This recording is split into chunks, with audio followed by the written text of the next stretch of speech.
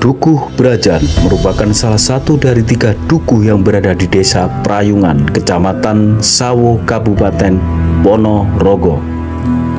Nama Dukuh Brajan sendiri diambil dari nama Eyang Brojonoto atau anak buah dari Pangeran Sambernyowo yang merupakan anak buah dari Pangeran Diponegoro.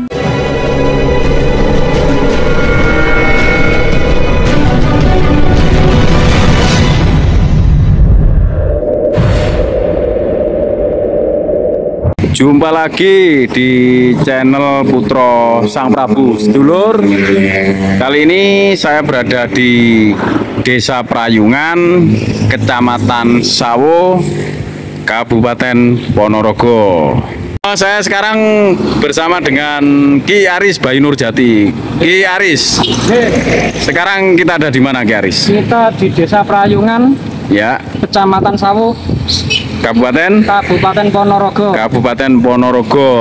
Yang di Dusun Brajan itu kan menurut sumber informasi dari masyarakat itu ada sebuah makam yang menurut cerita masyarakat sini kan masih ada kaitannya atau hubungannya dengan Pangeran Diponegoro, Kang. Iya, benar.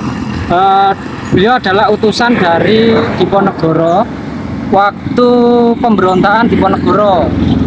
Beliau diutus untuk menyebarkan agama Islam yang ada di Dusun Brajan atau Desa Prayungan, ya, Kecamatan Sawo, Kabupaten Ponorogo. Beliau intinya dulu membabat alas, tapi setelah sudah banyak pengikut dan penduduk yang ada di situ, beliau diangkat menjadi Demang. Oh, jadi yang kita kunjungi hari ini makam sejarah itu makamnya Demang ya? Istimewa sedulur. Lebih tepatnya namanya Eyang Brojonoto ya Kang ya. Jadi makamnya Eyang Brojonoto yang terletak di Dusun Brajan, Desa Prayungan, Kecamatan Sawo, Kabupaten Ponorogo. Baik Lur, ya ikuti perjalanan kita terus ya. Sedulur, saat ini kita sudah ada di lokasi sebuah makam bersejarah, makam Eyang Brojonoto. Sejarah Eyang Brojonoto ini adalah utusan dari Kerajaan Mataram Islam. Beliau ditugasi oleh kerajaan untuk menjadi seorang intelijen satu dan mengembala ke daerah timur. Tugas beliau yaitu mencari atau menyelidiki masyarakat yang pro dengan Belanda. Eyang Brojonoto merupakan seorang prajurit dari Kerajaan Mataram pada masa penjajahan Belanda dan mengamankan diri dari musuh. Dalam perjalanannya, ketika sampai di wilayah Brajan, beliau menemukan titik terang misinya dengan kemudian ketika beliau ingin kembali ke kerajaan untuk menggambarkan situasi yang telah ditemukan ketika pengembalaannya. Beliau mempunyai keinginan untuk berdomisili di Dusun Brajan. Alasan beliau untuk tinggal di wilayah tersebut yang sekarang dikenal dengan Dukuh Brajan.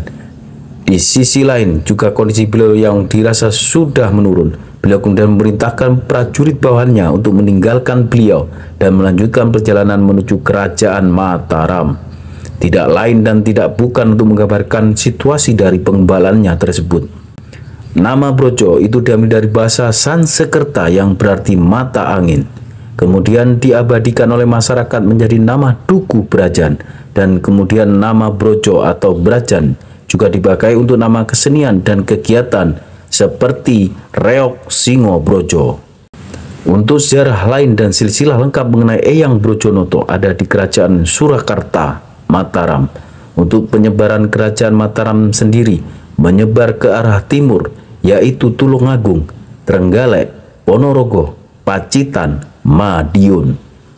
Makam Eyang Brojonoto pun sampai sekarang ini masih dikeramatkan dan dipelihara oleh masyarakat, seperti ketika menjelang akhir tahun dan menghadapi musim tanam baru atau labuh.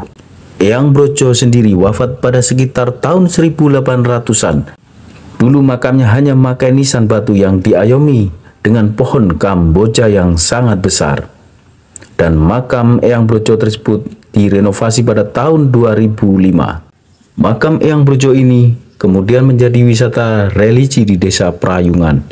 Selain makam Eyang Brojo, ini juga ada makam Mbah Rawin atau pembawa ajaran Islam di desa Prayungan, dan makam Mbah Palang, jabatan untuk kepala desa, atau nama aslinya beliau memiliki kurang lebih 3 nama, yaitu Slamet Prawirodirjo. Baik sedulur, terima kasih sudah mengikuti perjalanan kita di makam Eyang Brojonoto.